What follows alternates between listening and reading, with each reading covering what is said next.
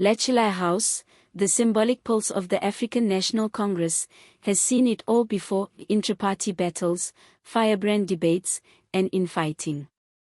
Decades of history have seen its walls ring with the sounds of ferocious arguments, clandestine strategy sessions, and machinations that framed the direction of South African politics.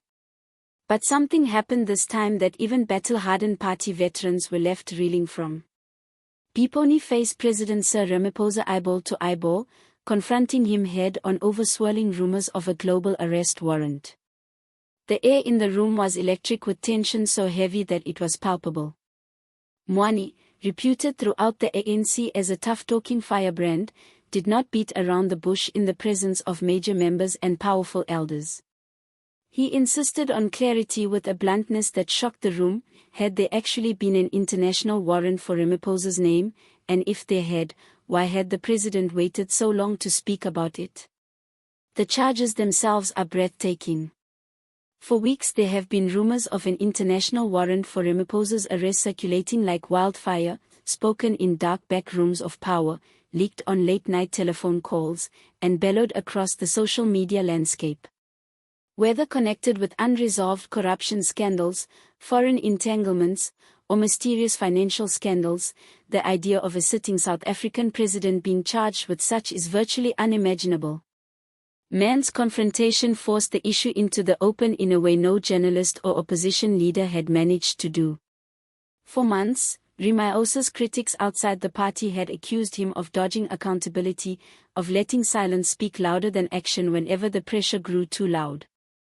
But when the questions came from inside his own political home, the stakes skyrocketed. This was not an outsider throwing stones, this was family calling him to account. What distinguished this showdown was not just the nature of the charge but the manner in which it was presented.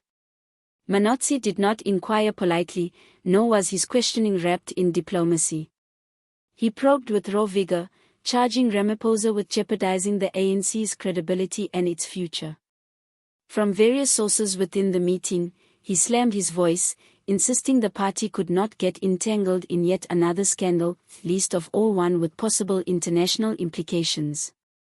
The question he asked cut to the very heart of public opinion: why must the people trust a leader surrounded by allegations?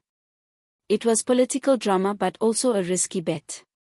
To challenge a sitting president in the sacred precincts of Luthuli House takes courage. Few have risked it in the party's history and fewer still have emerged unscathed. But man's fury reflected something deeper, a growing frustration within the party's ranks that can no longer be contained. Once the words left his mouth, the room reportedly erupted into chaos. Some ANC heavyweights rushed to Ramaphosa's defense, calling the allegations baseless and accusing Mkhwanazi of playing into the hands of the opposition. Their voices rose in anger, insisting that unity was paramount and that public dissent only fueled the enemies of the movement. Others disagreed, however, maintaining that the party needed transparency sooner rather than later and that the president's recusance was hurting the party more than any charge could. They grumbled to themselves that the ANC had already weathered too much turbulence: state capture scandals, internal corruption investigations, and flagging popular confidence. If even a rumor of an international warrant proved to be credible, they worried it would destroy what remained of the party's credibility. The moment soon became representative of the deepening fissures within the ANC. For decades, the governing party has kept its splits behind closed doors and maintained a show of unity for the rest of the world while intense rivalries brewed in secret. But today the battle spilled into the streets, and the people are paying attention. So, what did Ramaphosa do in that explosive moment? Eyewitnesses said he kept his characteristic cool and aplomb that has stood him in such good stead in so many crises. He did not quite deny anything, but he did not quite provide the clarity that his critics were calling for. Instead, he presented the charges as politically inspired efforts to destabilize his rule and undermine the ANC on the eve of looming election fights. To his supporters, this was a demonstration of strength and self-control. To his critics, it was evasive, arrogant. But that very reaction, measured, guarded, almost deliberate, only fueled suspicion. Silence, many argue, is not a tactic when the country needs to know. South Africans are tired of denials with no details and explanations that come only when evidence becomes too overwhelming. The rumors now have a sharper bite. If the president really has nothing to hide, why not face the accusations straight? What's going on at Luthuli House is not only about Ramaphosa, it is about the heart of the ANC and the future of South African democracy itself.